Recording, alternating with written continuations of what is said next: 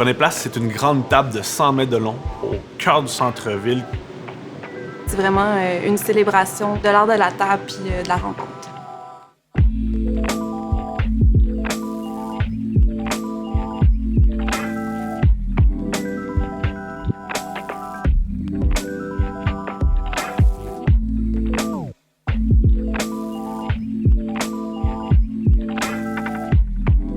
La commande initiale, en fait, c'était vraiment de créer une œuvre artistique qui allait avoir un fort potentiel d'attraction pour attirer les gens au centre-ville, vu qu'on sait que c'est un quartier en fait, qui a été quand même assez déserté à cause de la pandémie. Puisque les mesures sanitaires n'étaient pas encore levées, l'idée, c'était de créer cette grande table-là qui permettrait de regrouper plein de gens, en fait, autour d'une même et seule table, d'avoir cette expression de collectivité, de communauté, mais tout en respectant les règles de distanciation, mais de façon très intuitive à travers ces différents niveaux, à travers des éléments, en fait, de la tablée. Un des rôles de l'architecte, c'est de prendre une contrainte qui était très forte, des règles très concrètes, et de les transposer en des objets d'innovation. À titre de directeur créatif, mon rôle, c'est vraiment m'assurer que la vision qui a été développée initialement par l'équipe puisse être maintenue et élaborée et construite à travers un geste qui est très fort et très puissant. Mon rôle comme chargée de projet, ça a vraiment été de m'assurer qu'on puisse concrétiser nos intentions conceptuelles, m'assurer d'une bonne coordination avec tous les membres de l'équipe, d'une bonne communication, puis de vraiment garder le cap sur les objectifs puis sur la livraison du projet. En tant qu'architecte, on a plutôt l'habitude de travailler ou de concevoir un projet et de planifier les travaux à travers des plans, des devis qui vont permettre à d'autres personnes d'exécuter les travaux conformément à ce qu'on a réfléchi, conçu.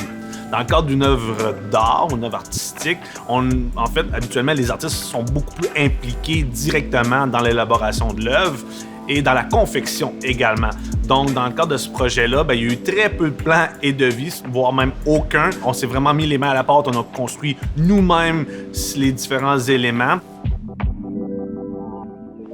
Comme designer graphique, c'est très rare que je sors de mon écran pour aller sur le terrain bâtir des choses, mais dans ce contexte-là, c'était vraiment particulier. On était une cellule autonome, puis les délais nous permettaient pas nécessairement de s'entourer de beaucoup d'intervenants. On avait 4 semaines pour élaborer le projet, le concevoir et le réaliser. Quand il y a des contraintes comme ça, d'échéancier, je pense que ça peut, en fait, nous rendre encore plus créatifs, puis même dans le processus de conception, on a pris ça en considération. Donc, un des premiers éléments qu'on a trouvé, par exemple, c'est les chaises. On s'est dit, on part de ça. Puis en plus, c'est jaune de sécurité, c'est la couleur la plus facile à trouver. Le jaune de sécurité a l'avantage d'être universel. Donc, tout ce qui est commercial, on peut trouver quelque chose qui a cette couleur-là précise. Donc, ça nous a permis d'arrimer peinture, objets et peinture au sol. Donc, là-dessus, on a vraiment gagné beaucoup de temps.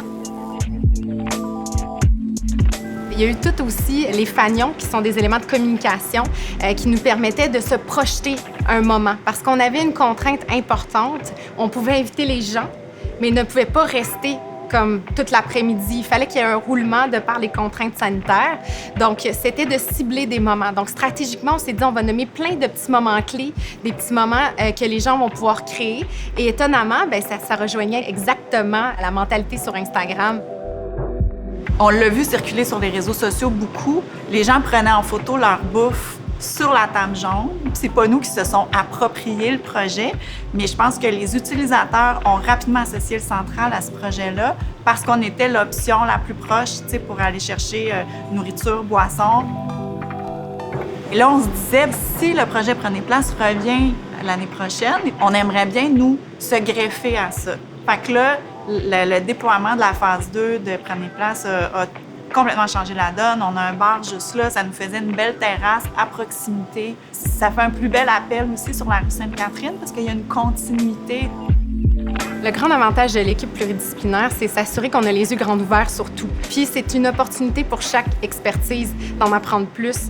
Dans une équipe multidisciplinaire, il faut vraiment viser que 1 + 1 donne 3, en fait. L'idée, c'est pas chacun apporte son propre champ d'expertise, mais c'est vraiment qu'en apportant chacun de ces éléments-là, ben, en fait, on puisse créer une zone entre les deux dans laquelle devient la création, puis devient, en fait, une zone d'innovation. Je pense pour que ça fonctionne, il faut avoir beaucoup de confiance entre l'autre professionnel, puis se laisser nos marges de manœuvre comme experts.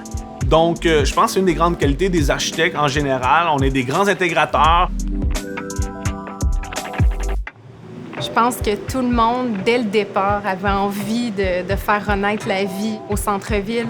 C'est ce qui a fait de ce projet un projet unique. C'est toujours un immense plaisir de voir l'appropriation des gens, puis surtout dans ce genre d'espace-là public.